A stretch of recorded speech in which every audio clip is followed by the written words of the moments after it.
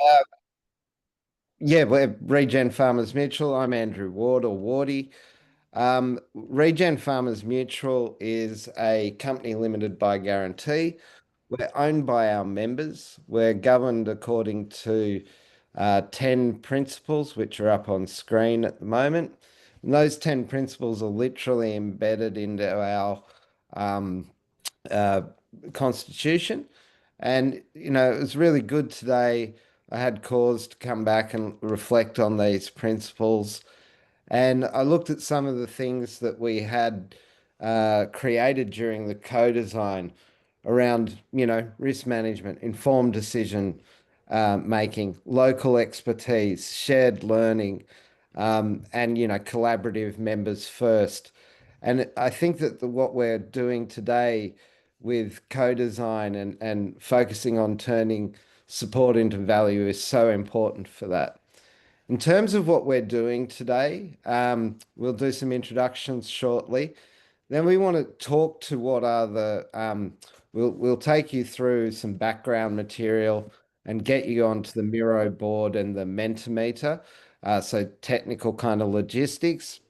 But then we want to really dive into sort of four areas of support. What can we do to help people personally?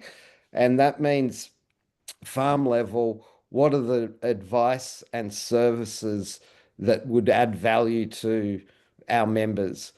From the platform perspective, what are the features and technology? What should we be prioritizing in terms of support? And how do we go about mechanizing that? Also, very practical stuff like what sort of mediums for communication and frequency do people actually want and value?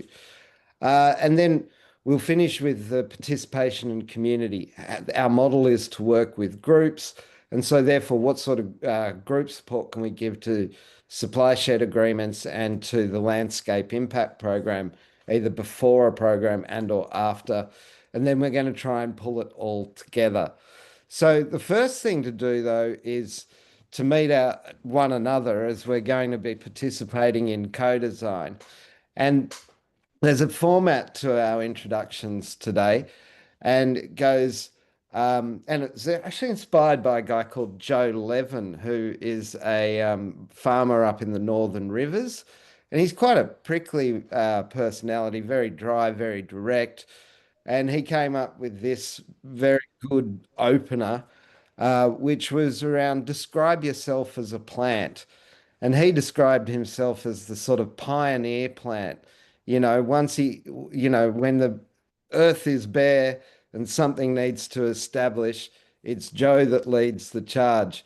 And he might not be easily digestible and not a lot of things like him to eat, but he gets things established. And once they're established, other things follow. And so I thought that was a great description of Joe. He kind of nailed himself.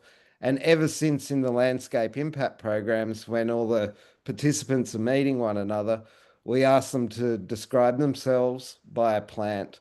So there's sort of three things to introducing yourself: your name, your plant, and why, and what you hope to get out of today. And so we're in the fortunate position of being able to describe today. So if you would please, give your answers, and we'll take the notes down at the same time. We seem to be missing some people. We seem to be dropping people off. Hopefully, they don't feel too embarrassed by this co-design process.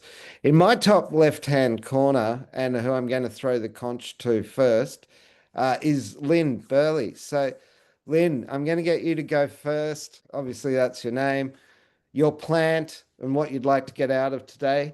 And then if you'd pass it to the conch to the next person, that'd be great. Okay. Well, my plant, as soon as you said that, I went, oh my God, what sort of plant am I going to be? But what popped into my mind is, and I had to look it up to make sure I had the right one, was I'm a flatweed. I'm a false dandelion. Um, I've got a really big like taproot, and I'm really connected to the land I look after. So, and I want to bring out the best in it, and that's what those flatweeds do. They bring up all the minerals from deep, deep down and bring it to the surface. So there you go. How's that?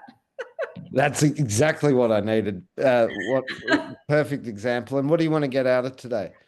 Well, I was just look. I have been part of this through Granite to Goulburn, and and it's like been over a year since we did or started our pilot.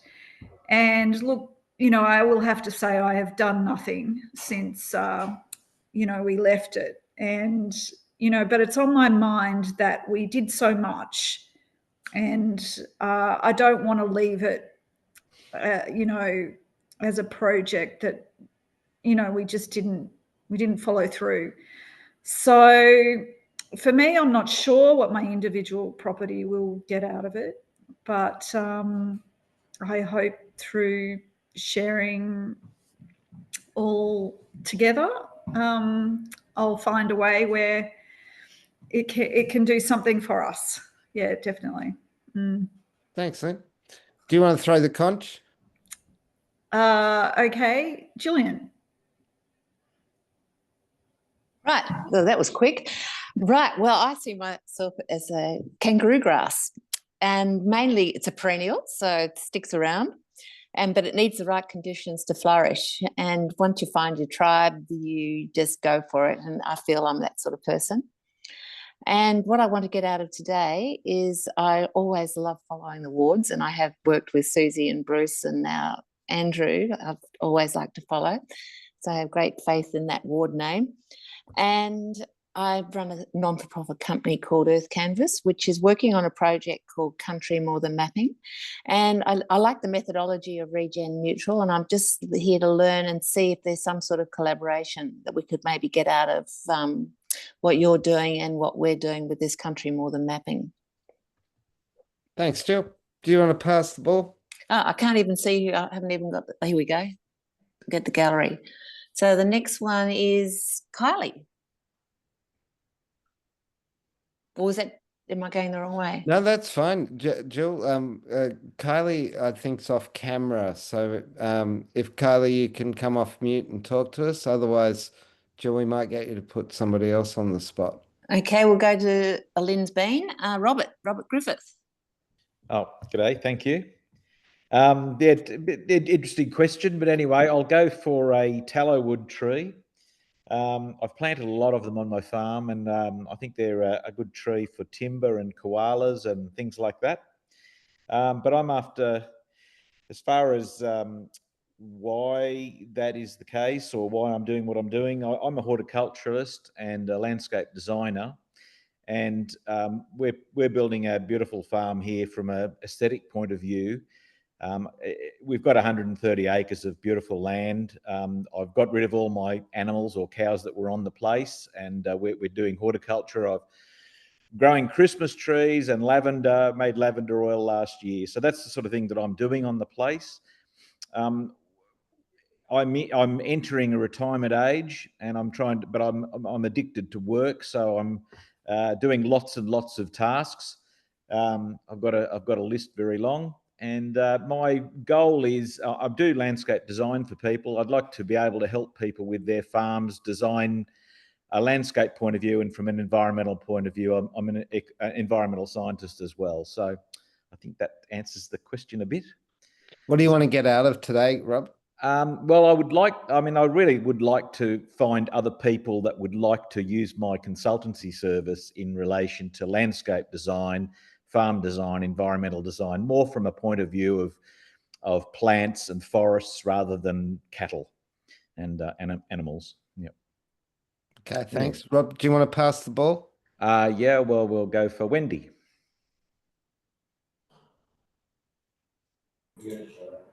Unmute myself. Hi, everybody. I'm Wendy McDonald. How are you, Woody, Rowan? I'm well, Wendy. So good to see you. Yeah, you too. My husband Pete and I farm a property on Thule Lagoon, which is down in the Murray Inland Delta. And Thule Lagoon is the ancient bed of the Murray River, and it's a really important remnant habitat and ecological and environmental site that we're farming, but also managing to trying to restore wetlands and other habitat on the farm. I'm also a practicing professional artist, and I paint and exhibit and write stories and communicate story about water on land and landscape restoration as we experience it here in the Delta. We were part of your we were a trial farm actually in the very genesis stage of Regen, even before Regen in its current form existed. And we've been part of the Pilot 10 in the Murray Inland Delta group, and we've loved our participation in that. As far as the plant goes, Wardy, I should have known you were going to throw this at us today. I feel like I'm a salt bush today, I reckon. Not very tall in stature, but an important part of the understory. And I like to think that I'm a part of things that just hold everything together, you know, a piece of the jigsaw, a piece of the big picture. And I'll morph into any species of saltbush. Sometimes I'm spiny, sometimes I might be ruby and colourful.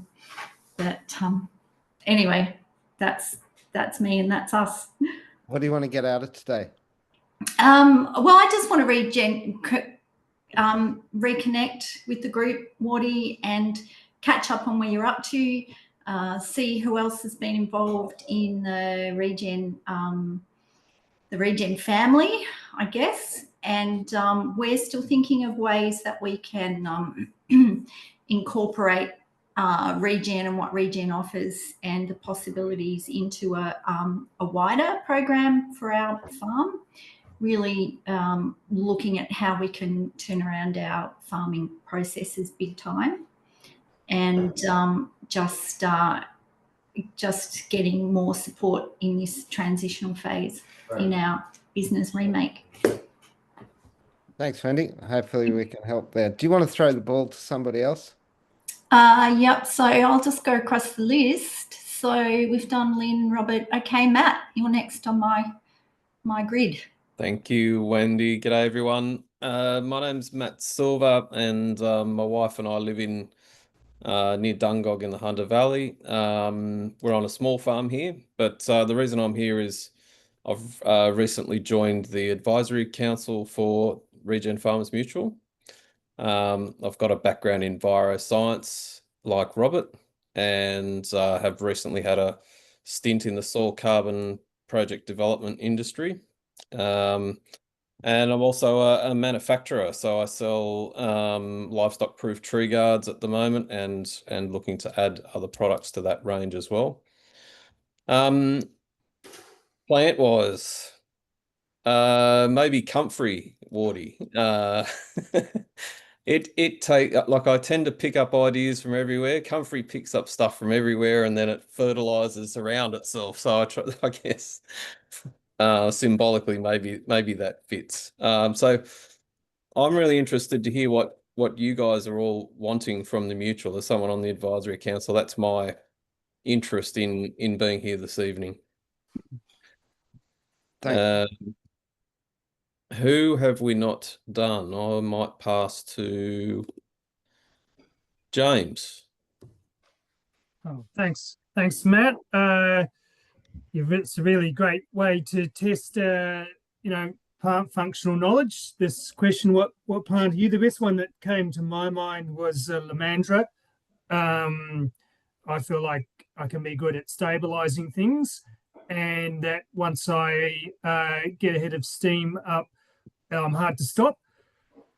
What I was struggling to identify a good plant around was I also really like connecting with people and understanding people and learning from others. And that's kind of the thing I'd love to get out of tonight, is to understand what all the needs and wants of everybody in the virtual room is, because I have a deep belief that when we work together to meet each other's needs, then we can achieve amazing things. Just a little bit about me. I live in Braidwood. It's halfway between Canberra and the coast.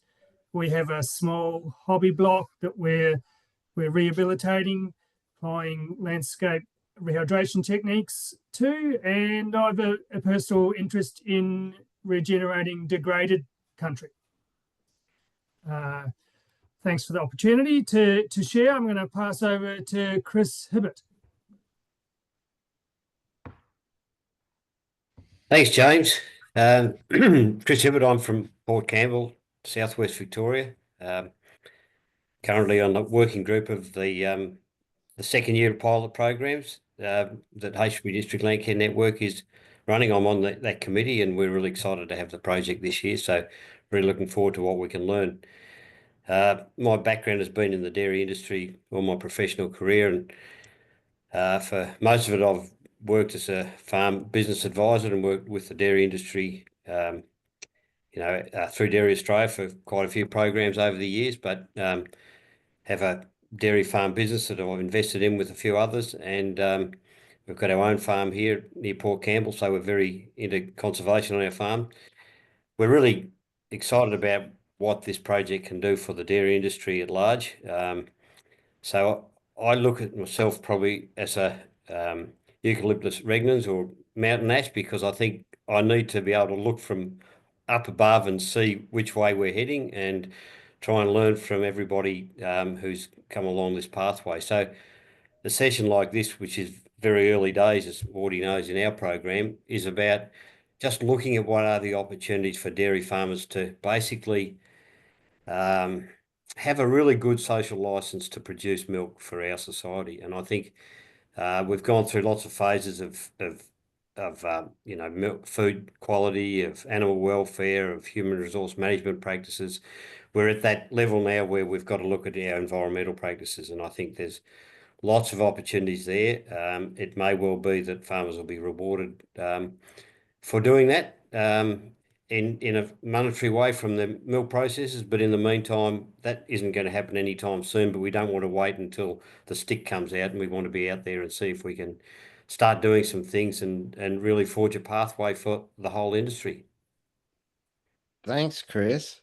Awesome to have you here, especially as a newbie, as we go, what do we need to support pre-groups and post-groups? It's good to have both ends of the spectrum here. Can you pass the conch to somebody? Yeah, Penny. Hey, Pen. Everybody. Wonderful to be here. Hi, Jill, all the people I know, Wardy. Thank you for the opportunity to participate. And when I'm thinking of a plant, I thought of the wonga vine. So I've got my feet in the ground, but I love climbing, and a bit like you, Chris, going up high and seeing what else is there and bringing things together, collecting information from all those other plants that I crawl through. So it's gathering knowledge and information and ideas and then putting them together. And what I'm particularly keen about is bringing food that's grown regeneratively without chemicals to the fore of people's conscience and knowledge. And I'm a caterer, known as the Bush Goddess. And I've been probably gassy and windy about this for such a long time, about how we need to have this beautiful food that's produced with love and passion and knowledge on healthy soils brought to people's mouths. So I've started the farmers market in Wagga a number of years ago. It's called Eat Local Thursday, and it's still going under a different name. But it's how can I bring food that has been grown on land that has been so cared for and is regenerating the land. So I love to rattle cages. It just doesn't pay well. And so I'm constantly giving thought to how to encourage people who use chemicals, particularly in cropping regimes, what is going to be that little gem of an idea that suddenly helps them think differently. And that can be through the use of language, which I've done a lot of research about, based on I can think no more than my language allows. So once you have ecological literacy, oh my goodness, the world opens, because you can actually take in so many new ideas. And so I'm also currently working on emotional literacy, because it's not a lot spoken these days. But if we speak the words, they come to life. So what do I hope to get out of this? Learning from other people. I'm a voracious learner, like a big sponge, and I feel honoured to be amongst you all to do just that. Thank you. Thanks, Penny. Do you want to throw the conch? I'm throwing it to Jodie Hay. She's not on screen. I am now. Oh, Hello. there she is. Hello. Crazy hair, Jodie. Yeah, Jodie Hay, dairy farmer in Kahuna, or where we grew up. We run a family business with my husband and son, and our daughter also lives on the property. We're primarily dairy farmers. We milk about 430 dairy cows on about 2,500 acres. We're also part of the inland delta, the Murray Delta, so part of the Murray-Darling. We're irrigators, and yeah, that's basically us. We also have mixed farming, beef and cropping as well. My plant, I was going to be a saltbush too, Wendy, but you stole that. So I say a box tree. So I'm a little bit weathered and gnarly, but able to survive, in pretty challenging conditions. I can survive. We've survived, flood and drought. Resilient and kind of the eternal optimist, I guess. I'll hang in there and hashtag never give up. So that's me, which is kind of like a box tree, and they also are my favorite tree. So what do I want to get out of today? I really want, we're also participating in a few different projects. We work with the Murray-Darling Working Wetland Group in rehabilitating wetlands on our farm, which has been really exciting. We've also done the digital twin and everything with Regen. We've done some lovely work with Jack MacArthur and Wardy, which has been really fun. I'm really trying to just, work out how do we enhance what we've got alongside primary production. I'm really passionate about the environment, including whole properties, not that primary production excludes the environment, that it is all one and they can coexist. I love the idea of dual purpose water and advocating for that. I think it's really important that we start to talk with our processors about marketing, what we do in the space of natural capital and sharing that with consumers. So I guess that's it, and if we were able to get incentives, to continue to do those sort of things, that would be awesome, as in the way of either, cheaper loans from banks, improved prices, or even just that the consumers really value what we do and know what we do. I think there's a real link that we need to work with. There's such a big divide. It seems to be only getting bigger. I'm a bit of I'd like to sort of advocate and share what we do, and hopefully we can drag people along with it. That's us. So that's me. I'm going to throw pass the conch. Thanks, Jodie. I shall to Sarah. Sarah there? Yep, I'm here. Thank you. Sorry, signal's a bit unstable, so yeah, I'll probably drop out if I put the camera on. So sorry for that. So yeah, I'm coming to you all from the Darling Downs and Toowoomba and the Darling Downs. I've literally just got back from the Kimberleys, Kachana Station on the Kimberleys. So I'm feeling a bit inspired. I had lots of plants. I love my plants, so it was a bit of a struggle there, Wardy, to know who to choose. But I've gone with the Boab after being up there, and I guess I've gone with that because of the majestic, this height that and the overarching, and I guess taking from that I guess, a very visionary type of a look at things often. I've been 30 plus years in this space from quite a young person, right from my time from uni, not seeing things quite as my cohort. So often standing out in the crowd, thinking of things quite differently, but willingly dropping, segment seeds into the landscape of various different ideas for different communities to absorb and to bring together. So I guess is one way I thought to share what I get up to. I love to learn, and in doing so often like to create events where we're all learning together. If I'm curious about learning from someone, why not create an event and we all learn together, as well as a consultant, a regen coach, or some of my time I'm also agroecologist part-time for Source for Life. So lots of wonderful things going on in life. And I guess I'm here really, to gain a better appreciation of what is going on in your organisation, Wardy, and everyone else that's involved in that. And especially so that I can not only be part of what outwardly looking in seems like a wonderful community and the potential of that community, but also that I know it more clearly to be able to articulate that to farmers or growers that I'm interacting with. Yeah. So Thanks, Sarah. Do you want to throw the conch to the next person? Kim, is Kim there? I'm here. I have similar internet issues to Sarah, so can't put the camera on. Sorry, guys. So who am I? I am part of Regen Farmers Mutual's membership board and have been for a couple of years now. Have really enjoyed that process and working with other people on the board to really understand the best path forward for farmers and how that would look. My plant, my God, Penny stole my plant. I was going with the Wonga vine too. Good on you, Pen.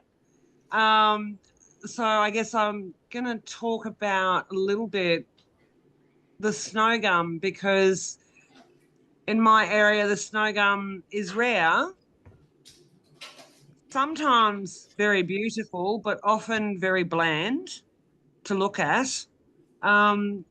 Has very deep roots in the land, very high canopy, so has that macro view of the landscape, but also has very fine roots that really connect with the soil and what's going on down there. So I think the snow gum's probably it for me today. And in terms of what I want to get out of this, I'm a bit like Matt's, being part of the mutual and its members council. I really want to understand what farmers want and how we can best achieve that for them. Thanks, Kim. And I will throw to Shane Gregg. Welcome, Shane. Can you come off mute if you're there? How you going, guys? Well, mate, like we're just doing introductions. You're one of the last half a dozen, but the name, the plant you would be if you could identify as a plant, and what you want to get out of today. Yeah, obviously Shane Gregg. I'm a farmer up at Stanthorpe. We've got a organic cattle grazing property under a soil carbon project. So I think the plant I'd identify with today would be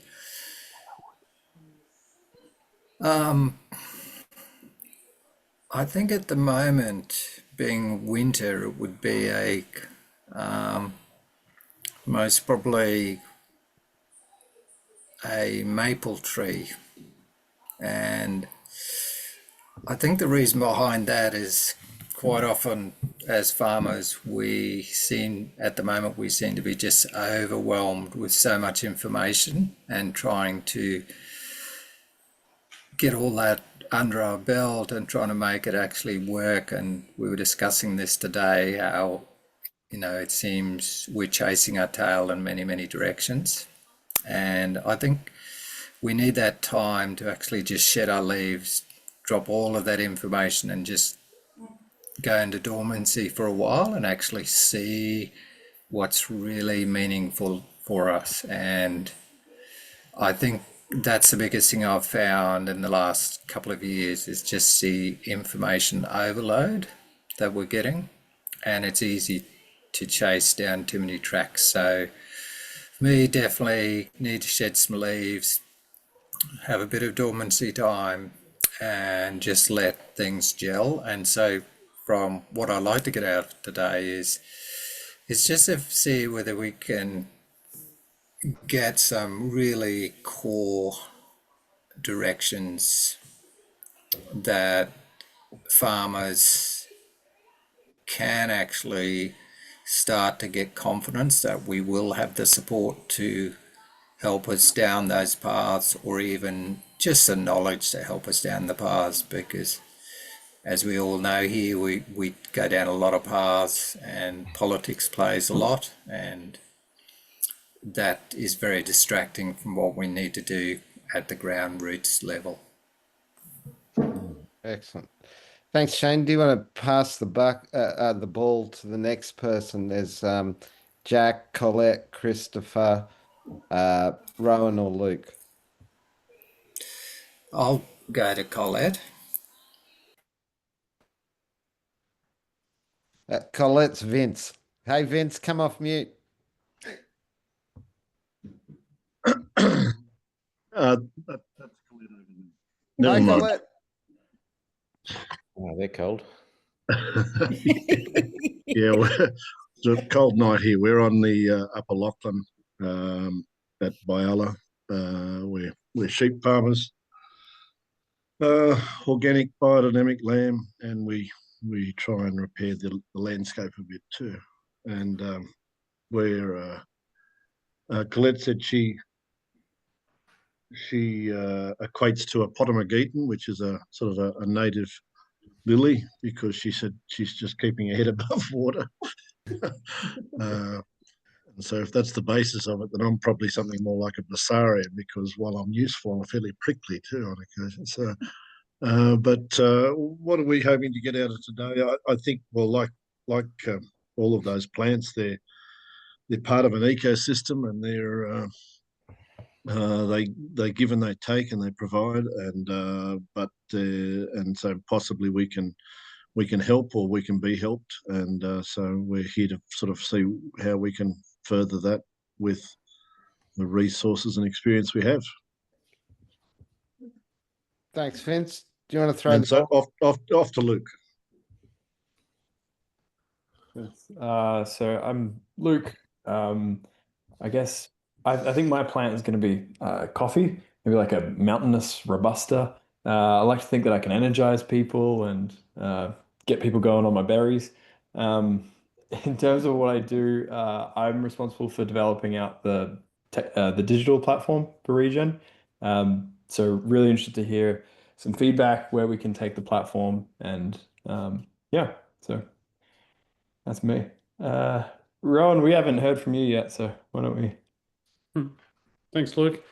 Unlike our resident sunflower Wardy, I'm the more shy retiring type, so I'm more the mushroom of the of the Regen Farmers Mutual. So I'm the finance part of the mutual, so background in investment banking. But Wardy and I have this kind of mutual love of cooperatives and mutuals, basically, which is how we ended up working together. So this idea of understanding the power of member-owned organisations, and understanding how groups of people can come together to deliver better outcomes is what really kind of binds us, I suppose. So that's what I'm really interested in about today, how we can kind of grow the mutual and grow on this idea of, aggregating farmer power basically through the mutual to build, co-owned infrastructure in the environmental markets. Now, that's me. I might pass to Christopher. Hey, Chris Comor, do you want to come off mute if you can? The questions are your name, the type of plant you'd be, and what you want to get out of today. You might be also having dinner, in which case, yeah. No, there you are. Hey, mate. Yeah. I'm not visual. I'm having dinner. I thought I was just joining this to listen in. I realized I'd contribute, but I'm sorry. What would you like me to talk about? Well, your name and where you are in the world. What sort of plant you'd be if you described yourself as a plant, and what do you want to get out of tonight? What sort of plant? Like a tree? Yeah. I missed that part. It's a bonding exercise. That's not bad. I like that. All right, the others who don't know me, Chris Comor, who run a property halfway between Burra and Cowra. We've been working with Wardy on the Star project and now another one. So we're well and truly in the family, I guess. And what sort of a tree? I would like probably a weeping eucalypt. On the Latin name for it. Excellent. And what do you want to get out of today? Or do you just want to be a listener? I'm just a listener. Yeah. Unless, of course, I can contribute in a way. Yeah. Thanks, mate. Jack, I think you're the last to go.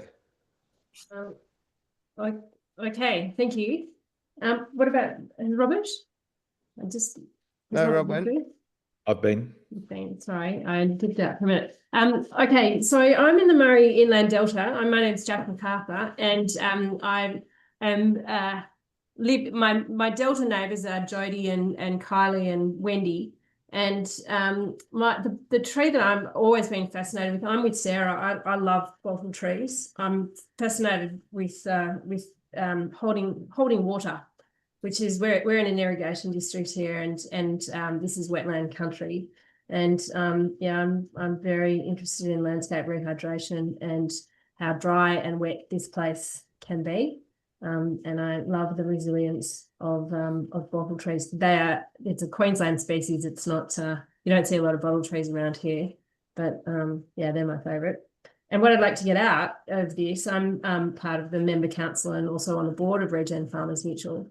And the lifeblood is the membership. And so events like this is where we stay true to growing from the ground up. This is collaborative ideas make the collective wisdom makes for this mutual. Excellent. All right, guys. Well, thank you. That was a big round of introductions. Thank you for staying present through all of that. Some great and unique plants that I haven't seen before. Kylie, appreciate you can't get your mic to work. What I'd like to do is just return to our sort of agenda, if you will. In terms of what I'd like to help with is just to give some context to today's co-design. And you'll see that there's some colored squares here and a couple of statements.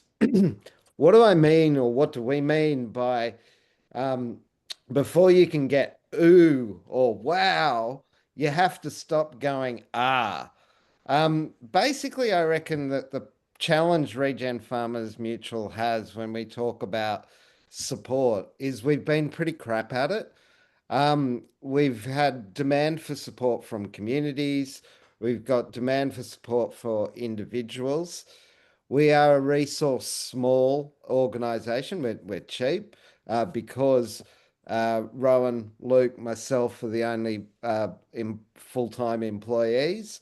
And across that, like, I don't know, in the last 18 months, I've done 44 on stage events and 80,000 kilometers. So even being available, it has been a challenge. But that has meant that people have consistently emailed and not had responses, called and not had responses, put in support requests and not had responses. So it's a bit rich for us to go, how do we make a customer wow experience uh, until we stop annoying people?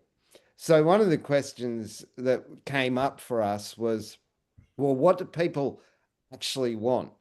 And how do we support them to get that? And I think the conversation that was, brought to light by the fact that we had 140 or 150 odd farmers that were on our old digital twin. And when we bought them, communicated that we could bring them onto the new digital platform, we got, a small conversion of those pioneer, obviously enthusiastic, previously engaged members.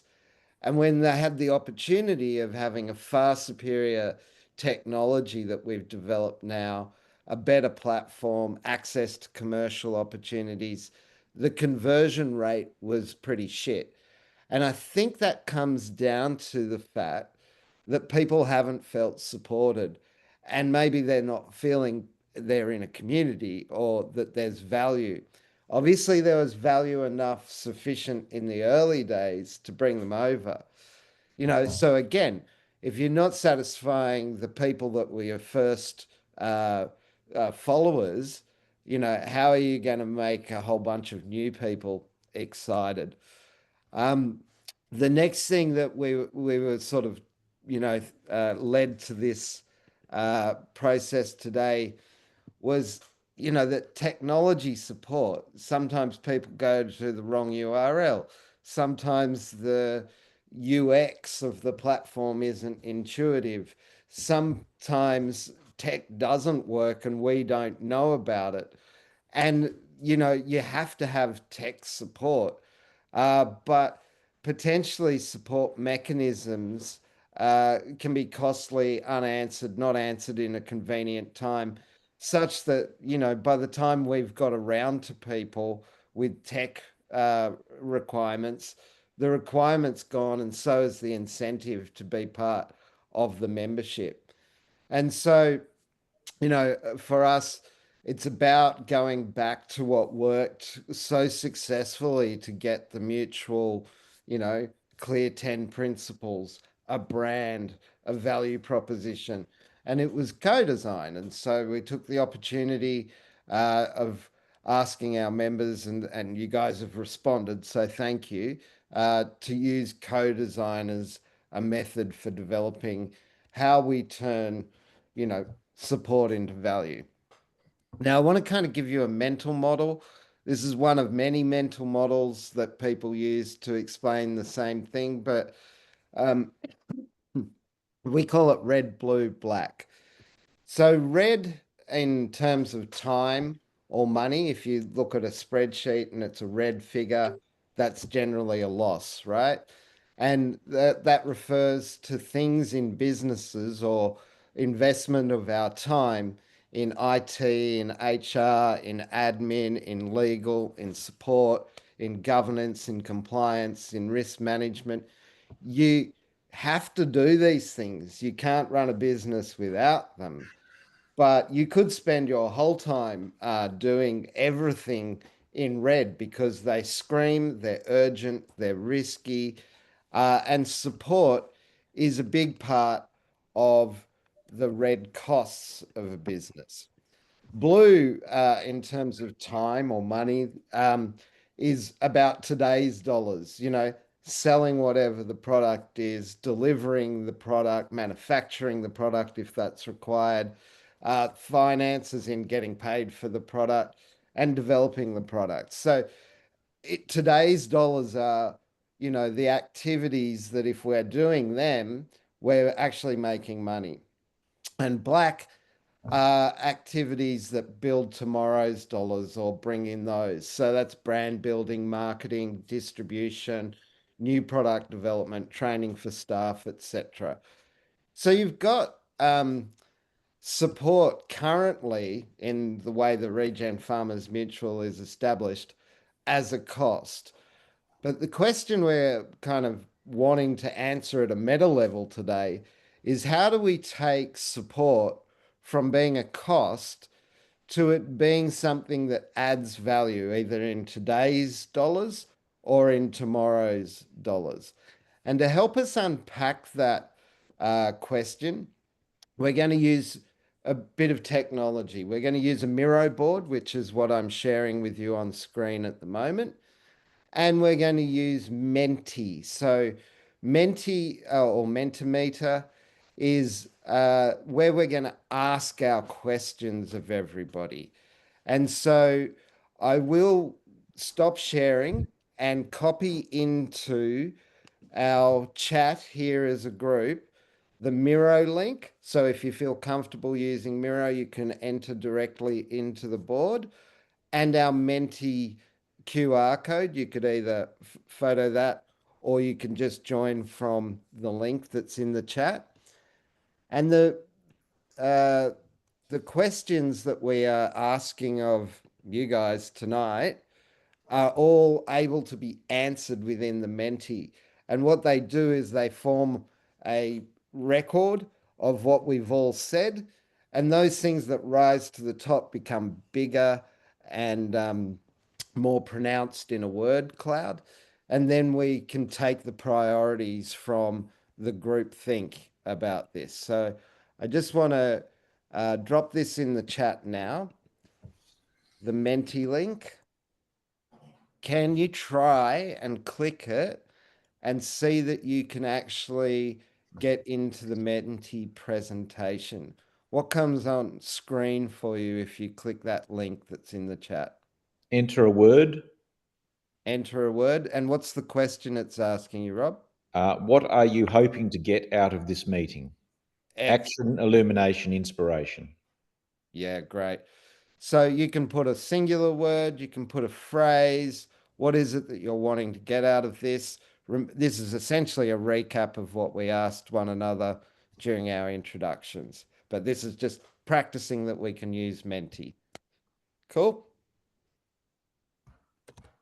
I'll give you guys a minute. So when it becomes 6:51 on the rocket clock, we'll go and check in on what the responses are.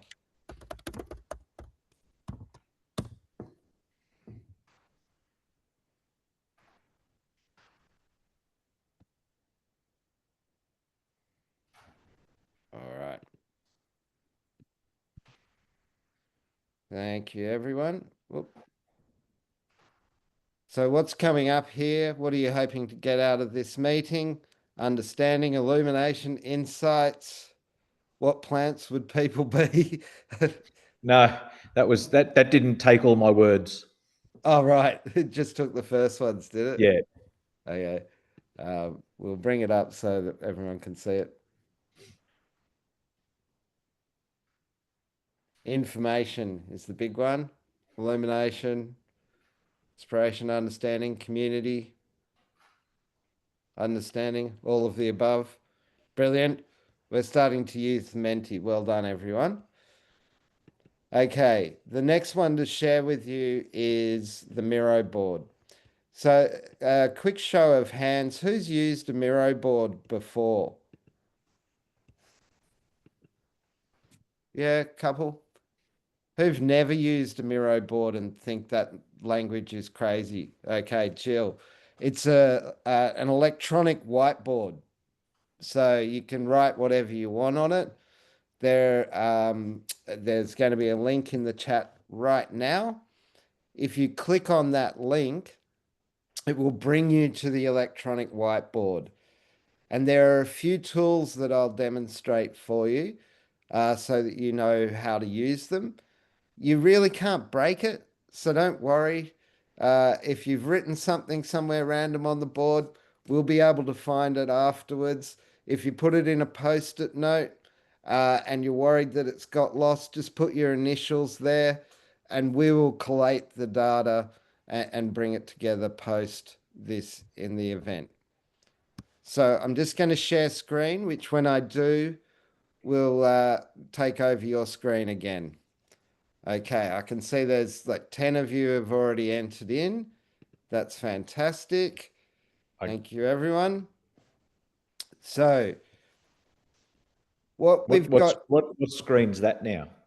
Pardon? Are we still looking at the what are you hoping to get out of the meeting screen? Oh, you're still in the Mentimeter, are you? Yeah. How do you get out of that? Just press escape on your keyboard. Oh, sorry. Okay. Yep. And now just move to the tab either in our Zoom where you'll see my talking head, or in the Zoom chat, there's a link to Miro. If you click on that, that'll bring you into the electronic whiteboard that we're all sharing. Righto. Sorry. Yep. Okay. Anybody else struggling to be able to get into Miro? Anyone else struggling to get into Menti? Raise your hand. This is the support that we should be giving. Lynn, you good? You're on mute, Lynn. Thumbs up. Good. All right. So, I want to talk about like a concept that came from the guys that did Airbnb, and they talked about like in Uber language or these sort of platforms, a 5-star review is where everything went well. A 4-star review is where somebody maybe had to wait. A 1-star review is like a really shit experience that you'll actively tell people this sucks, right?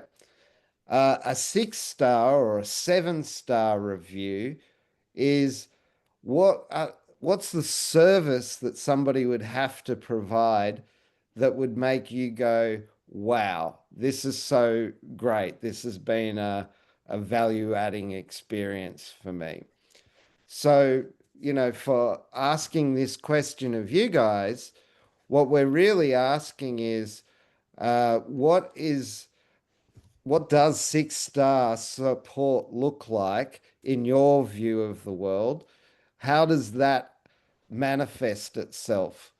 So what could we do to provide 6-star support at the Mutual? So the question is, oh, great. I can see Kim, you're doing it in post-it notes. I can see some people being able to, what does 6-star support look like? You can share that in the chat. If you go to that question, you can enter it either into Menti or directly into the Miro board. Excellent. You can write these things anywhere. I see there's some people doing tests, etc. Help me. Who is the help me, and may I help you? Oh no, you're writing a response. Okay. I'll give us all a couple of minutes to use our magic wand and imagine, what does 6-star support look like? Is it a daily text with an AI that tells you all the things you need to do today, asks you relevant questions about the projects that you've got going? Is it a human who pops in on an annual basis? Is it a group that you meet with on a quarterly or monthly or fortnightly basis? What does 6-star support look like in your worldview? If we could have a magic wand and financially supporting it was no issue, what does the best support look like? I'll give you 3 more minutes or 2 more minutes. And if you've got any questions, come off mute, ask them, and I'll try and answer them.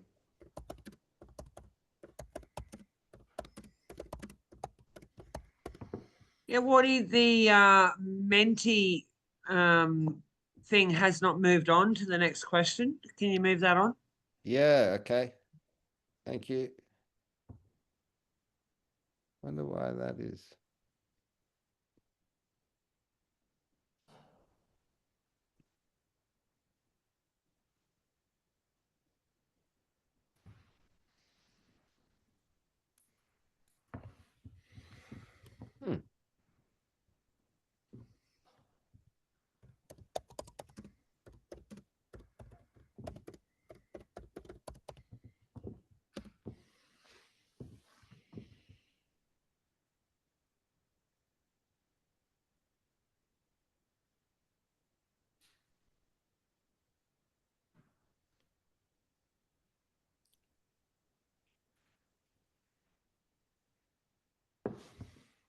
Yeah, still not, Wardy. Yeah, I'm trying to see what I need to do in order to make it go to the next one.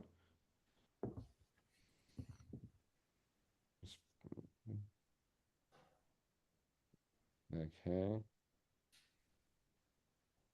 Next.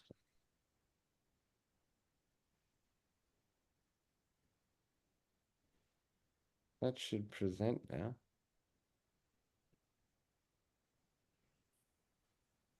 Yeah.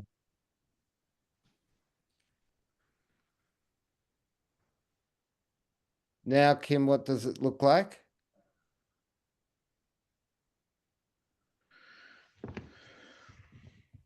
Kim? Yeah, it's moved on. It's good. Excellent. For those in the Menti, sorry about that. That was my own tech skills letting you down. Rowan, I think if you can keep a note of what's going on with the synthesis at the conclusion, I'll be throwing to you for what we've learned about Six Star and as we go through with all of this. Is that okay? Thanks, mate. The next, oops, stop sharing. Don't know why that's come up.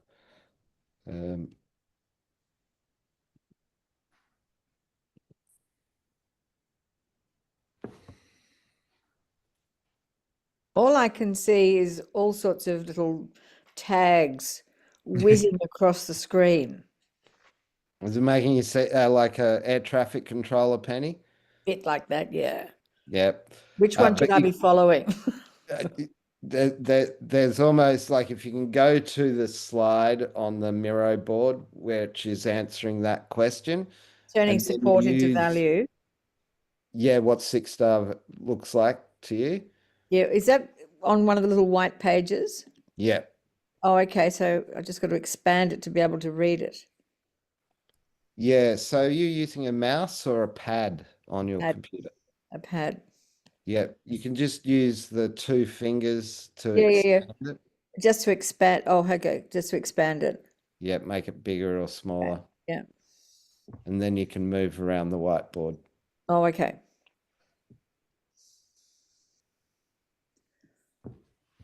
So I've put some answers in there. So I just sort of.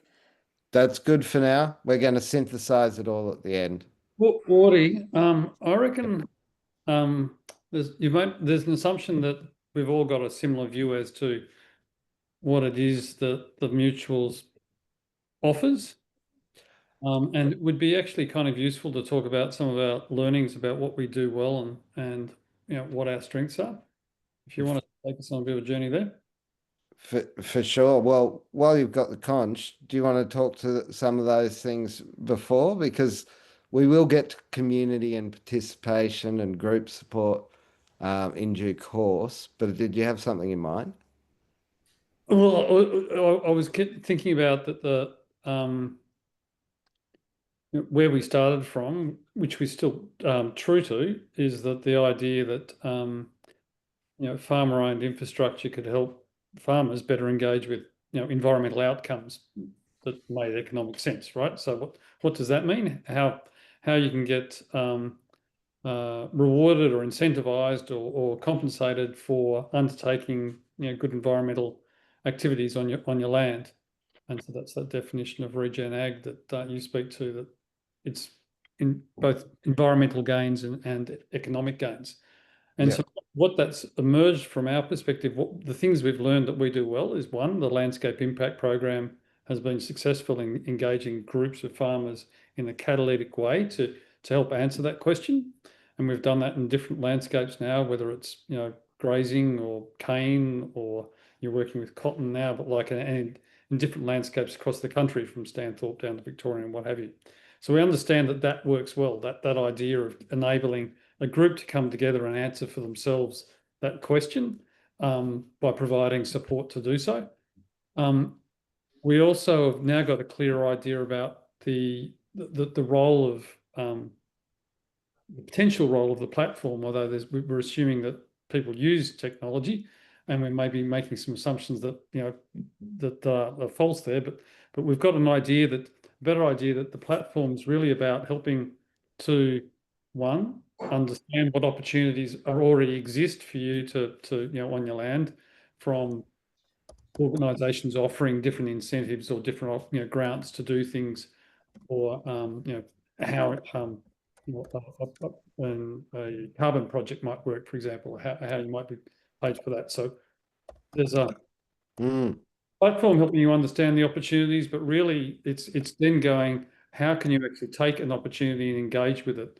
And so we're really delving into that project management side about how we can support someone with respect to a specific opportunity to help them kind of manage that project so it's efficient, they're delivering the outcomes they said they would, and there's a mechanism to engage with the party that's looking to incentivize them. So, yep.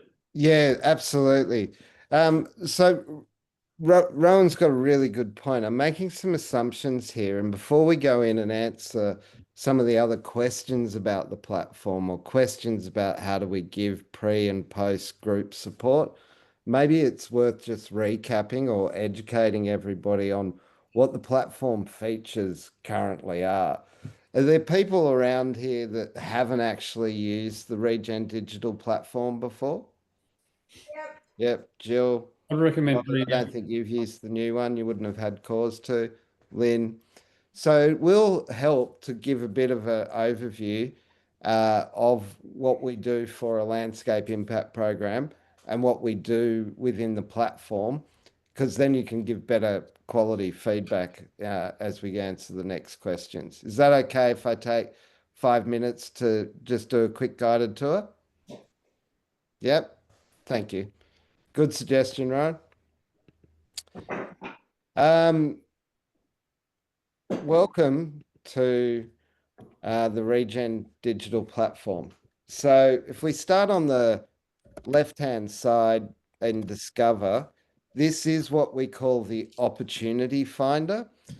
And the opportunities come in categories: habitat, forestry, reduced input, planting trees, grazing, erosion, hydrology. You could just think of these as interventions. So applying herd effect through to applying meal mud or ash to cane fields. There's about 100 odd interventions that through our landscape impact program we've been able to identify people want.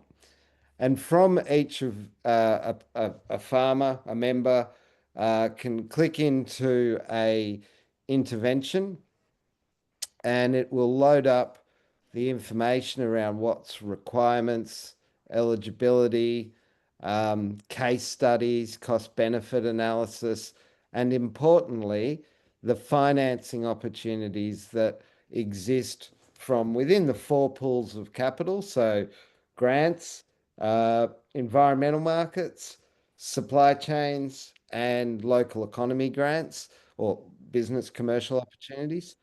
And if you click into one of those sort of funding opportunities, you can see the eligibility for that and then go to the exact page that enables you to take advantage of that financing opportunity.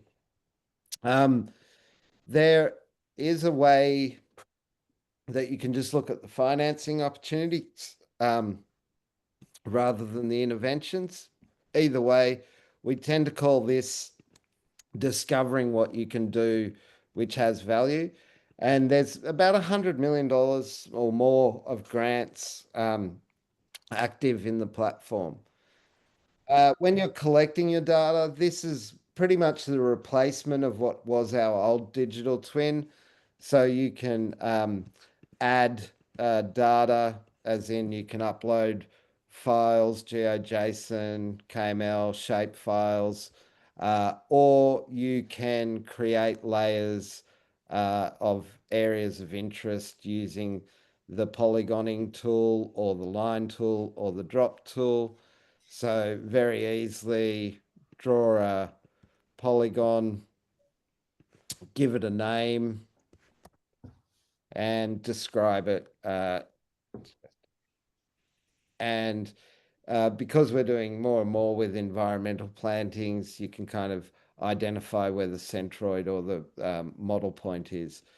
So that all enables you to save layers that you can then visualize or unvisualize on your map.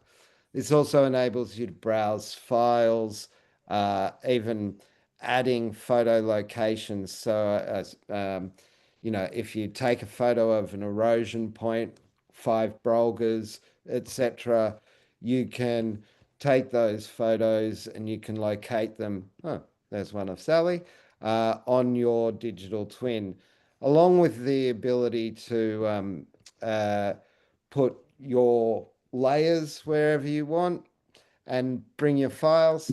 This becomes your storage for the environmental projects. In terms of growing, so we have many carbon emissions calculators. So this one's for sugar. We've got cane, dairy, cotton, grains, beef, and sheep. And so, most of the major commodities, a farmer with their membership is able to input the data to get their carbon emissions. And further, once you've got your carbon emissions, you can actually get these verified when there's a commercial reason to do so. So a verified emission, an estimate is inputted data, whereas verified is you supply the fuel receipts or the NDVs or the appropriate sales records to validate or verify rather the claim that you're making. And then that is usable by supply chains, banks, lenders, other organizations who've got an interest in the carbon emissions on your property through their either sourcing food and fiber from your business or they're lending to your business or a financial partner in your business. And then projects. This is probably the most exciting area of support that we offer through the platform. So projects at the moment, there's environmental plantings and the Victorian trees on farm. But I know, Rowan, you've got ready to publish another one on avoided clearing. We're looking at a beef insetting project that we aim to have live, or functional by the 20th of June. The projects aren't difficult for us to establish, but we can basically ingest a standard or a set of practices, a set of procedures that as a farmer will step you through step by step the legislation or the standard that you are trying to meet. And that will enable you to answer the various questions, follow the bouncing ball. And you can see in the project the various stages that you go through. You can invite Regen advisors to assist you with a project to get the help on your twin, to upload files, to act on your behalf, to help you navigate the technology.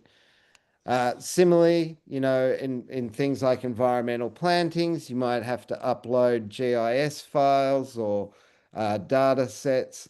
And so this enables you to upload project files and very easily sort of return to the point of the current action that you're at. Now, the other part is you can ask in the project management, our chatbot, we call it Greg, a geospatial reasoning engine, and you can ask Greg questions like, what is the most cost-effective seed mix for southern tablelands? And Greg, our AI, has all of the legislative documents and research from the internet available to sort of give you a response. So seed mixes would depend on several factors, including native veg, biophysical. It talks to using different species types, but ultimately it can recommend that you get in touch with a regen advisor if you need that sort of information. I want to move quickly through The support that we offer beyond projects is available to groups. And in a group example, you can see who are the farmers. Sorry, I've got to move you guys as your Zoom faces, lovely as they are, keep going over the top of things. So you can go to the story map or the website. You can see who are the other members in a landscape group. And within that, you can see where you can unlock group benefits based on the number of members that you get. Last but not least is Guru Space. So Guru Space is a Wix member area, which can enable you to ask questions and have those questions answered using mostly a posts basis. And it's very simple to create a post, add it to the type of question that you have, and then up to now, it's been peer-to-peer led responses. So that quick tour, and it was a lightning fast tour, is just to give us an idea of what the digital platform has in it currently. But I guess that will help us answer better the next questions. Is that okay?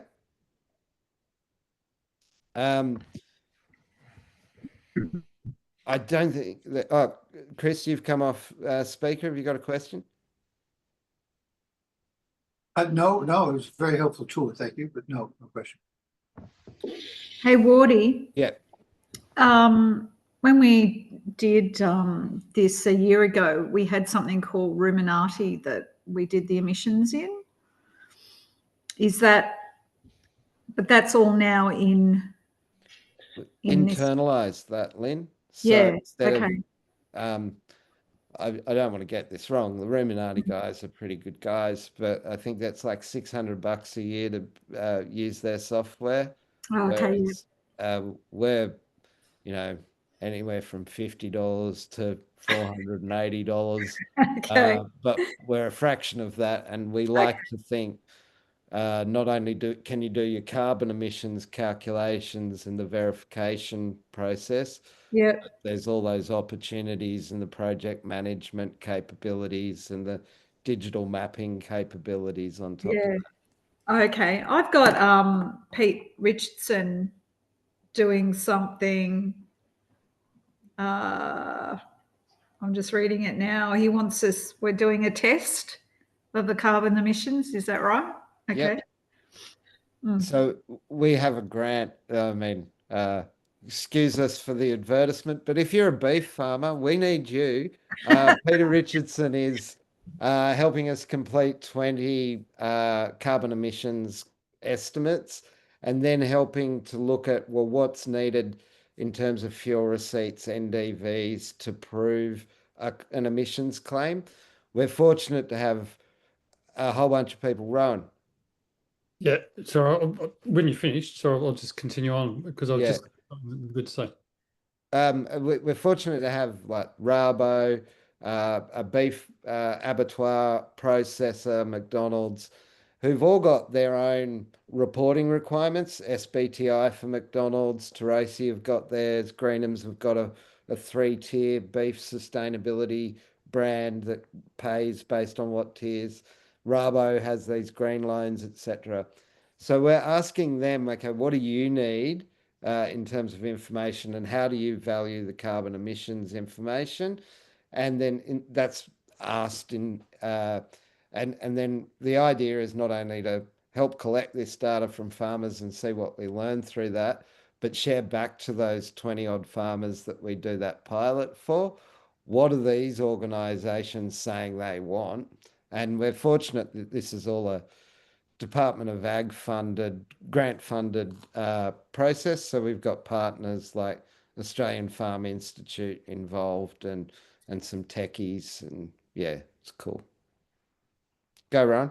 Yeah, so one of the so the mutual has got a platform, we've got landscape impact programs, but one of the things that we set out to do at the outset was to create like a farmer-owned infrastructure that could engage, an institution that could engage with government, and corporates at level footing. So the idea of you're aggregating farmer power, but you've got a real voice. And so what this is an example of that. Like, so we've been very successful in getting government grants because governments like to deal with a farmer-owned mutual. And those government grants are all about kind of, engaging farmers in the ground to either gather feedback. So this is with respect to beef traceability, but like in New South Wales, it was about how do we foster, carbon sequestration on farms. So there was, and out of that program, the latest New South Wales low carbon landscapes grant program draws inspiration and very heavily from our landscape impact program. So to quote Jack MacArthur, it was like, at the work we've done has led policy because they've actually created a $10 million program which mimics the objectives of steps from the objectives of the landscape impact program. And so we're seeing this in respect of, in sugar, engaging with the supply chains, the beef co-design workshop we've got coming up. We've got McDonald's, Tarosi, so global institutions coming along, Rabo, to engage with us because we're actually, coming from this route. So I just wanted to kind of lay that groundwork. So when you're considering about, well, what do you want from in creating support and, in creating value, recognizing the value in creating a farmer-owned kind of institution is kind of a really important part of it, I suppose. All right, I'm conscious of the time. It's 20 past 7, and I want to make sure we get to these questions. So this will be particularly relevant to all of us here. What is the farm level support that would help you the most? How do you connect with trusted advice and services? And so I'm just going to move to the Menti as well. Thank you everyone for doing that. We're at the farm level. And I think what I need to do is results. Share. Or it might help just to keep it in the Oh, sorry. Yep, go for it. Might just help to keep it in the Miro. No one used the Menti last time. Yeah, great. I'm happy. Just if they prefer Menti, it's in Menti. If you're happy to use the Miro, I'll give you 2 minutes until 7:23 ticks over. Really looking for what would be most valuable to you at a farm level. Is it online or via Zoom or equivalent regular support? Is it face-to-face on farm support? Is it peer-to-peer support with a local group? Is it a combination of those things? So what are you looking for communication channel preferences as opposed to sort of subject matter that people want support with or issues people want support with? Funnily enough, I'm going to ask about communication channels and frequency later. It's just what would help you the most. And if it's content, information support, please put that down, Matt. If it's not content and it's sort of an allergic reaction to using a computer where you'd just rather have somebody else draw the polygons, say that. If it's, anxiety about strategy and how that's going to impact cost benefits margins in your business, put that down. What would be the thing that you would help you most right now at a farm level support? Cool. Hey, Wardy, the Menti question has moved on from where you are, so it might not be very helpful. There you go. It's back. Sorry, people.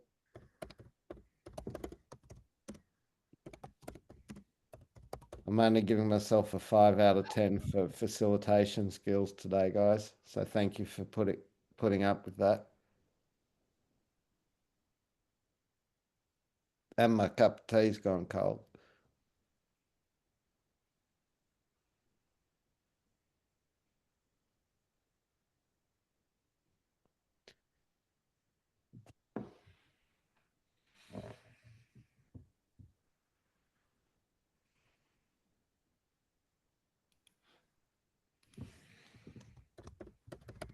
Thank you. I can see people are still putting in data.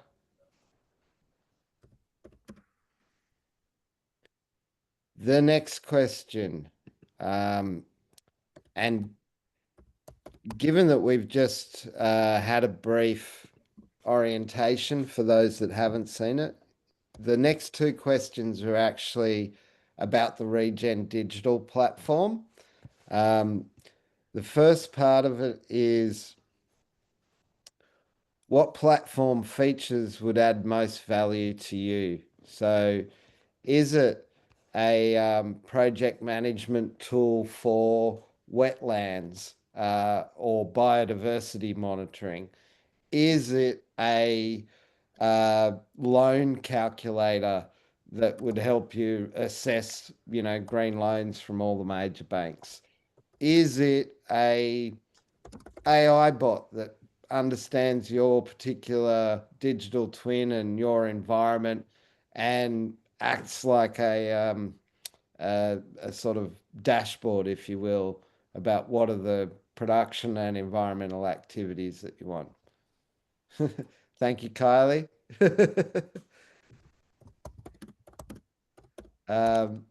What would make the most value for you guys? I'll give you another couple of minutes to add that. And then in about 5 minutes time, Matt will ask the question about what medium and what frequency of communication helps. You guys are doing well. Thank you.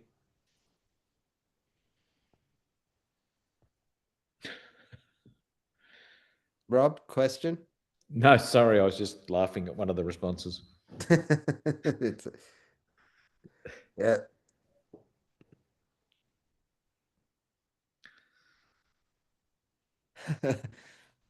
I love some of this. AI sucks. Farmers hate it. It's true.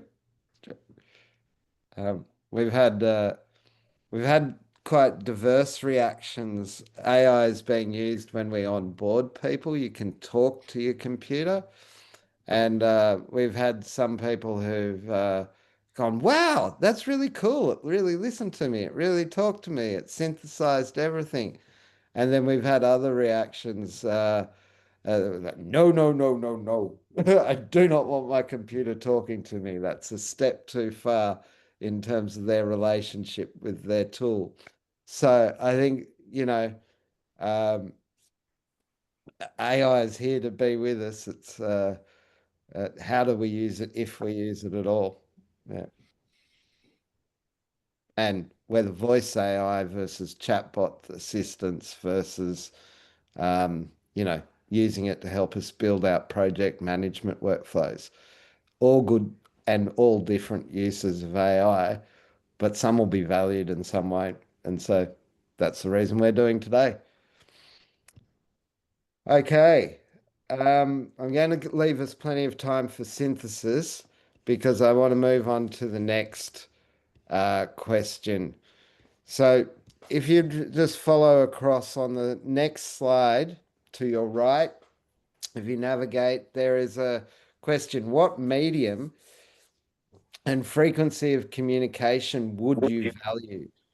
So I don't want to spike the punch, but I also want to give you examples. Some people don't want emails that are coming from us on a monthly basis. They just want us to be there when they want us. So that's a reactive but very quick response time. And they don't want to hear from us unless they want to talk to us. There are other people who are looking at commencing or working in an environmental project that might go over 25 years and might be worth $500,000 or more. And they're like, well, I actually want to know each day of the project, or at least on a weekly basis, what are the activities I need to do? You know, if I need to prepare a fire plan, if I need to take photos on an annual basis, if I need to do monitoring, if I need to engage with a process, I want that to proactively come at me. And those same people tell me, you know, I want that on my mobile phone because my mobile phone is with me when I'm in the field. My mobile phone can take a picture. I'd like to be able to email pictures to my digital twin rather than log into my digital twin at the end of the night and upload my photos. I'd like to be able to call my digital twin and tell it a note to append to a project management feature. Because some farmers, you can get them to talk about their farm all day long, but they just won't go on a website and they won't log in. It's not that they don't know how technology works. It's like a social psychotechnical convolution where that's not the medium that resonates with them compared to talking. And I've seen that in that onboarding process where if I'd have asked some farmers to write down all the different environmental projects that they've done on their farm over time, it'd be 100 or 1,000 words, and they wouldn't take the time to do it. But when Greg asks them, tell us about the projects you've done, and they start with 1993, right? People love to talk about their farm and could do so all day. So maybe the medium for communication isn't email. Maybe it's not text message. Maybe it's voice. So hence the question, what is the medium and what is the frequency that you would value?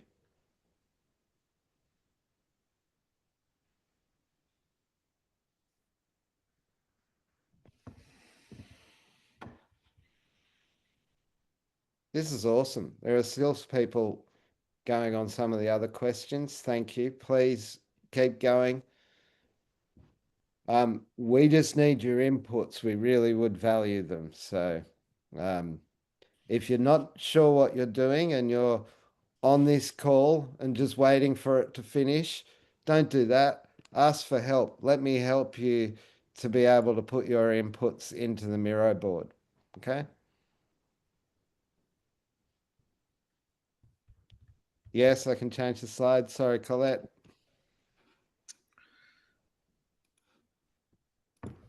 What platform features? Is that now at the right slide for you, Colette?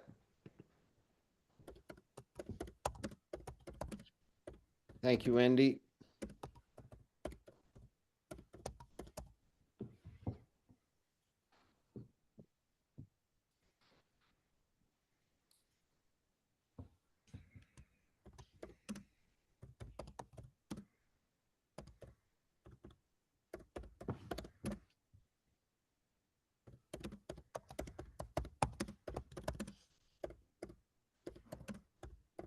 All right. Is there anybody ready to move on to community support? So there's sort of two areas to discuss in community support, but I don't want to jump there until we're ready to move.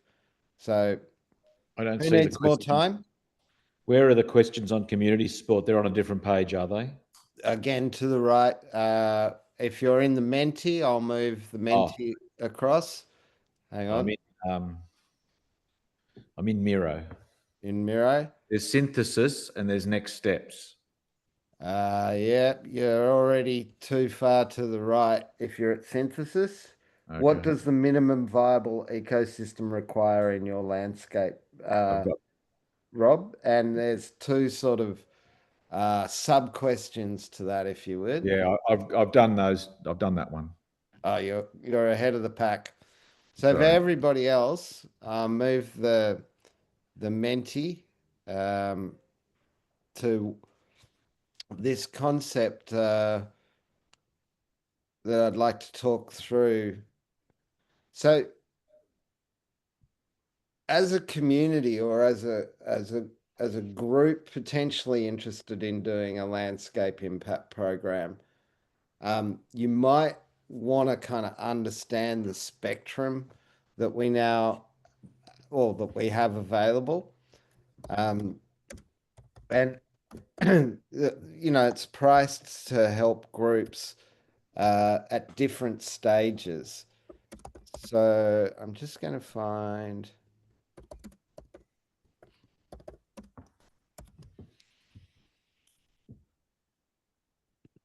a document to share. So we basically have a different price point for different features. So at the very basic level, we can provide the landscape impact program course content, and this would be perfect for well-established, well-funded, existing farmer-owned organizations. All they need is the tools and the templates and the program content and the Google site. Then there are those groups that may have the farmers but don't necessarily have the access to the investors or the different pools of capital, whether they're government, supply chain, banks, etc. And they want the content and they want some support and they want some contacts. So the contacts, turn up at their investor session that they co-design with, and they can, ask us to help bring those people to the process. Then there's local facilitation. They're getting the content, they're getting the contacts, but they're also getting funding that would provide for a pilot group of 10 to get onboardings and payment to the local working team and that budget for the various events and the collateral that the group come up with. And then there's the gold, program we've done 11 of now, which is sort of the Regen Farmers Mutual provides the content, the contacts, we do the support, we provide the incentives, and we with the working team manage the events. So when we talk to the community support pre and post a landscape impact program, what we're really asking there is what does your group, whether it's before a landscape impact program or having done one 12 months ago or 9 months ago, what does it now need in terms of support? And I'll just take you through, there's this quite interesting tech world process where they talk about a minimum viable product. Like, what does your product need to contain in order for it to generate enough value that you can generate sufficient revenue? And it's a pretty handy concept, this minimum viable product. But I think there's a minimum viable ecosystem that you need in a local region. Like, you need enough farmers, you need enough advice of the right quality and context. You need sufficient buyers from the pools of capital. And often when you're talking about local economics, what tends to happen is that you'll find some procurement or circularity might be particularly advanced, or you might find some waste to fertilizer or farm to fork. Short supply chains exist, or you might find a great social enterprise or indigenous corporation, or you might find a processor, cool room, butcher, abattoir etc., is established in each region. But a minimum viable ecosystem suggests, well, you can't just have one of them be a champion in isolation because it's really hard to get them to scale. What you probably need, and this is why the Landscape Impact Program and where we can help catalyze local economy, is around, well, you probably need something that goes from renewable energy into local manufacturing. You probably need procurement with anchor institutions that enables you to do short supply chains. You probably need waste to feed into fertilizer. You probably need short supply chains to be at sufficient volume that it satisfies a processor or a cool room and those short supply chains. And so the question becomes, particularly for those landscape impact programs that, are post program, what today is the minimum viable ecosystem that you need in order to be self-sufficient or locally sufficient? And it might be that it's not one champion in a silo, it's many good players across various verticals that come together to create it. James, got What your did hand. you mean, like to be self-sufficient and everybody in the program getting what they need? I mean, like that's the bit that's still missing for me. Like, to achieve what particular end? Yeah, so like the Southern Tablelands self-sufficiency towards environmental markets, we need seed, we need nurseries, we need fences, we need regen advisors. But if I use the context of Western Murray, they've got a meat processing area, they've got a clear idea about what they want to do, but they don't have an environmental market mechanism. Instead, they're more looking at like, well, how do we get the beef producers and the beef processing capability into a short supply chain? And part of that answer is local procurement. But it needs to be more than that. It needs to also look at the waste that comes out of the processing facility and say, what's that an input for? And then you might end up in biodigesters and you might end up in biochar. And so, what you need in the Southern Tablelands as a minimum viable ecosystem versus what you might need in the Murray Inland Delta would be quite different. But we want to hear from you. What is it that So, in a way, you could finish that sentence with the words like, to meet your goals for your farm and business. Yeah. Yeah. To meet, yeah, that's bang on. Thank you. Oh, you're too kind. Thanks, Christoph. All right. The Menti. I'm not moving that along at the same time as everybody else. I know I am. Sorry. And then participation. So what we're going to do, we've got 18 minutes max. I'm going to bring everybody's attention back to the Zoom. So if you want, you can go into Miro, you can keep adding, but we want to basically synthesize from everybody here, any questions or remarkable thoughts that you had that you'd like to share with the group. You'll have 30 seconds max per person because we're 18 of us. And that still give us like 8 minutes for synthesis from Rowan and the next steps.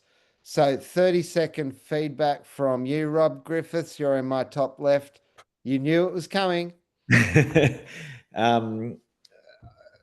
Well, look, I'm just flabbergasted at the local community here and the local farmers are mostly smaller farmers, or there are some big ones, but there's no real working together. I mean, we have a drink up on a Friday afternoon and we discuss a few things, but there's really, I mean, I had a guy tell me the other day there's no potatoes in Dorrigo, and why haven't we got any pork up here? We've got to send it to somewhere down at Kempsey, and it's flooded out down there, and there just seems to be a complete mismatch of resources that we don't have and things that could be better. Thanks, Rob. Wendy, you're next on my list. This just doesn't have to be about locally, but any of the questions that we've asked, medium, communication, frequency, what do you need at farm level support? Yeah, farm level support. We're sort of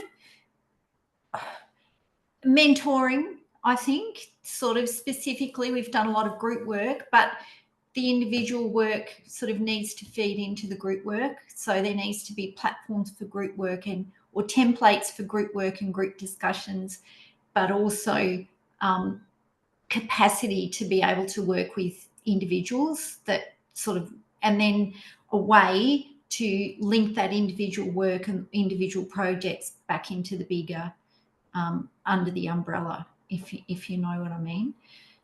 That's where we've sort of feel that we're at the end of our doing the landscape impact project. And also just thinking outside of the square, we're sort of thinking about ways to do marketing and communications. That's something that we feel, and even my work with Western Murray, on the board of Western Murray, I feel that there's a lot of opportunity. People have great ideas, they're doing great projects. There's all sorts of different things. There's micro abattoirs, landscape impact programs, whatever. Farmers are really, they're good at talking about their stories, but they're not necessarily good at marketing and communicating those stories. I think that's a big hole. That's a big need for support. Thanks, Wendy. I agree. Chris Hibbert, you're next on mine. And I know this is hard as you haven't been through the trenches yet, but yeah. No, that's good. Thanks, Wardy. I'm just thinking that we've really got to talk long term. So we've got a pilot program with 10 farmers, but I think that those 10 farmers, we need to just think, well, perhaps they're in that 20% of farmers that will willingly come along for the journey. But I think that we are looking at this as to try and support the whole dairy industry. And, it's great having Jodie on board on this tonight. She knows what I'm talking about. And I think it'll be really valuable for us to be able to look at how these farmers can see that the interventions that they take on board, not just something that they can get a grant for and then say, oh, well, I've put in shelter belts, or I've, fenced off my riparian zones, or, I'm looking after my farm dams. It'll be about saying, well, if I've got a farm now really keeping in mind my waterways, so I won't be using nitrogen like I used to, and I can't put fertiliser out if I'm going to get 50 mil of rain in the next few days, things like that. I think that's where we need to see the supply chain really coming on board. And if we don't get the supply chain on board, I think it'll be a lot harder with our intensive dairy farming to have something that the wider farming community will be interested in. So support is commercial, to synthesize that, mate. Am I reading? That's right. I think if we can, if Regen Mutual can really help us help the processors come on board with this whole process, I think we've got a much better chance of it sticking beyond the willing. Brilliant. Next on my list is Jill. Yes, well, I feel a bit on the outside looking in, Andrews, but looking at it from like what's in it for us and what can we do with Regen Mutual. I'm involved with two groups, 8 Families and Earth Canvas, existing groups, but in many ways I've steered away from bureaucracy, and I'm just thinking you might be able to help us with some of the ideas that we've got and projects we're working on to help leverage some of those from bureaucracy in a way, I suppose. That $100 million looks very exciting, but to access it is not easy with all the rules and regulations. And we're very much, or the two groups, very much independent, free-thinking people. But there are opportunities we're probably missing. And because they're not step by step and they're almost invisible, that it becomes overwhelming and you stop looking at grants, right? Like, because the last experience was so horrendous. Luke, you're next on my group. It's odd to go to you internally, but I also want to make this an inclusive co-design. So please. Yeah, thanks, Wardy. Look, it's been interesting to hear about the kind of features that have been recommended here, and I think taking those on board are going to be really instrumental. I think we've got some conflicting views around what is good in the platform, what maybe isn't so good. So in the future, I think it's going to be great trying to try and balance what works for some farmers, being able to deliver that, and then what isn't working for others, maybe like hiding it in the platform or keeping it a little bit restricted. So yeah, I think most important thing is kind of treading with a bit of tact going forward with technology. Yeah. Excellent. I've got Matt next on my screen. Thanks, Wardy. I took on board a comment that was made pretty early on, and sorry, I forget who it was. It was a bloke when we were doing the intros, but he was talking about the problem of information overload. Yeah, sorry, who was that? Shane Gregg. I think we overloaded him. He's fucked off. Oh, we've done it again. Anyway, I've sort of taken that on board because there's so much information thrown at people and from all different places, and I do think the level of cynicism out there about corporate involvement in natural capital and also government involvement, the skepticism's probably at an all-time high.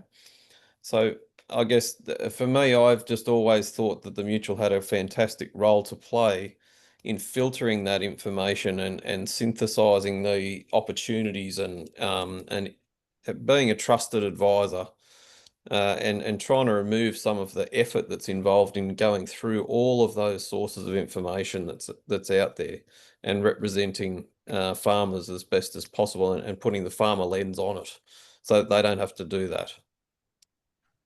Thanks, mate. Really appreciate that. Lynn, you're off screen if you're there. I'm here. Hey, Lynn. Yeah, well, look, practically what everybody else said. Yeah, just to simplify things, I think, for farmers. Applying for grants is very complex and it's just an overload. And as you say, you just give up before you start because, you're just not going to get there. And to be able to get advice and trusted advice on perhaps how to proceed or even just, being connected, being introduced to people that can help you.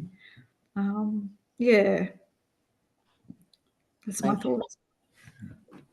Penny. Right. Applying all this, I haven't been really a lot of involved with this for a long time, but where I see application in where I live, which is in the central west of New South Wales, is we've got a small group of people who are expressing interest in cooperatively buying an existing multi-species micro-abattoir.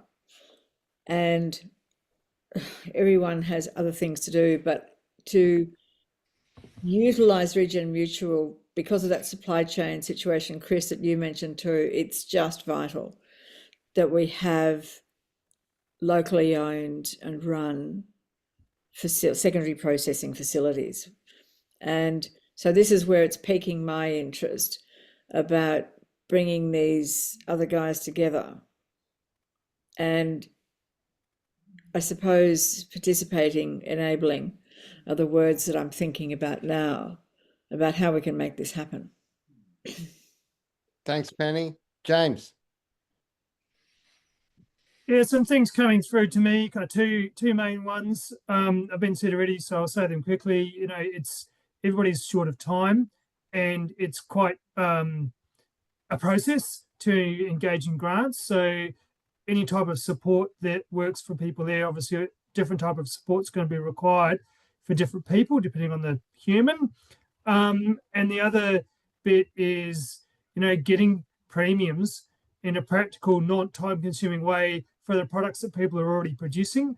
I know that's not really within RFM's scope, but I think it's a strong need in lots of places. I can see it being a need in my area as well, because a lot of people don't have the time or to do the direct marketing themselves. Thanks, mate. Colette, Vince, if you're there.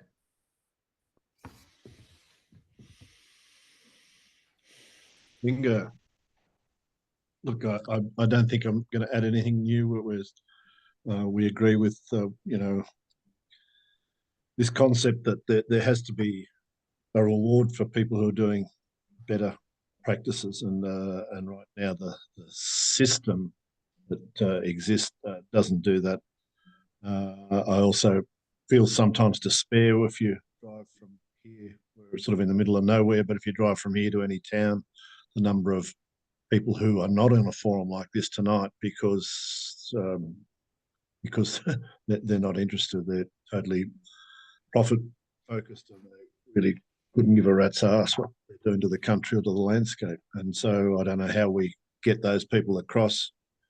Getting angry at them certainly doesn't do it. Tried that. All right. Now I'm just conscious of time. Jody, Jack, Kim, Sarah, and Chris Como. Anything burning from you guys? I know you're all off screen. If there is, please come off and share with us. Otherwise, I'm going to throw to Rowan for some synthesis. Oh, Jody and Kim, you both came off. So.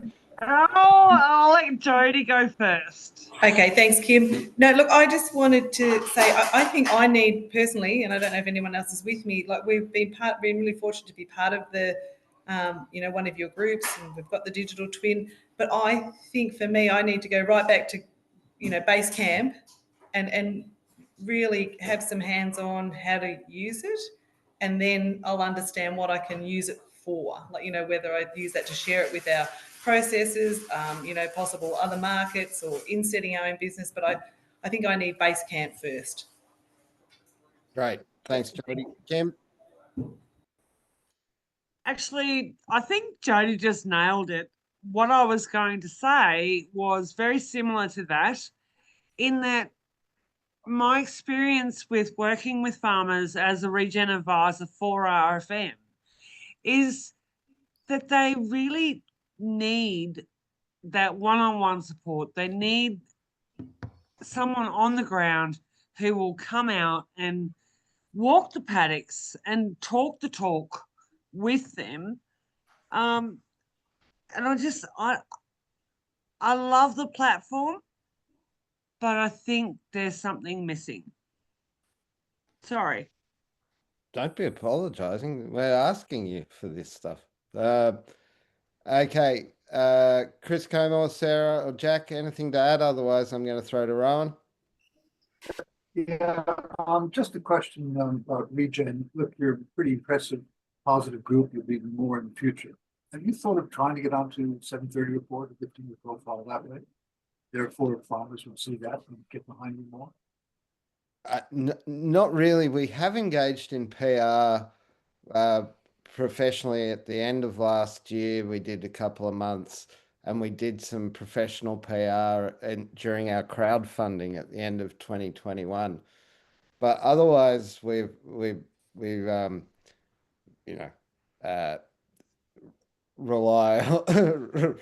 on my LinkedIn pretty much to get the word out, and our newsletter, and just interactions during daily business. So we aren't very equipped or resourced to do PR.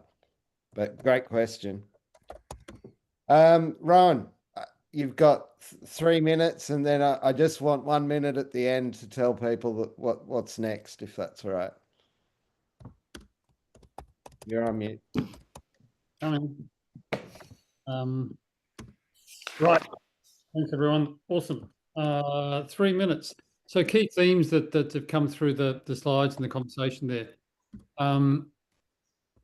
one of the primary ones is that there's a need for a human connection between experts and the community and members, and it might be a role for the mutual and enabling that connection. That people are looking for timely and relevant info on opportunities that might be that they might be able to apply for, or might apply to them, and those opportunities might need to be relatively simpler to interact with. One of the themes was the increase the value of land through the environment. So getting recognition in terms of the value of your land, being able to tell your story about what you're doing and capturing that story in a way that that the market can appreciate. Creation of farmer-led opportunities. So someone mentioned cooling credits, but like the things that we're doing already in terms of biodiversity credits or engaging with supply chains. Seem to be resonating in the sense of how do we engage with supply chains to reward and incentivize farmers. The idea that supply chains are needed in order to convert the mass of farmers. So that how do you transition from leaders, undertaking good practices? How do you transition so that everyone's doing it? So that the thinking that we need the reward mechanisms and the incentive mechanisms to be pull orientated to reward and incentivize good behavior, so to speak, or good practices. It will deliver better outcomes than the current systems that are in place. There was suggested a few times, there was notes that around project management capabilities with notifications. So getting project management is great, but to be able to be notified that you need to do something now through text or what have you would be really useful. The communication preferences need to be multiple, cater for the different ways that people receive their and want to be engaged with. There was a thought about monthly newsletters are good to prompt and motivate, and the idea of having a verified and trusted network of suppliers, buyers, advisors that can so that idea that mutual kind of enabling for the community beyond the farmers, but those that the farmers engage with, which really goes back to that idea of the human connection between experts and community members. How's that, Woody? That is pretty good. Thank you, everyone. You are going to have earned your dinner. You've sung for your supper. I can't tell you how happy I am to be back co-designing with people. There is next steps from this. So next fortnight, same bat channel, same bat time. We'd like to, share with as many members as we can what a supply shed agreement looks like, what the project management, and hopefully by then we'll have some more than just environmental plantings and Victorian trees on farms, but really show our members how they can use project management and the features of the platform. If you're a beef farmer, we're actually after beef farmers right now. We've got a project we need to finish by the 30th of June. Please email me, andrew@regenfarmersmutual.com. I'll put you in touch with Peter Richardson, who's running that project on our behalf. And at the next step, we'll also talk about social connections, cultural innovations, like engaging with other stakeholders in your local area, the collective bargaining, the cohort learning and sharing, and discuss our role as an advocacy organisation, which isn't political, which isn't levy funded, but which is still farmer-led and farmer-owned. Thank you, everybody, for your time.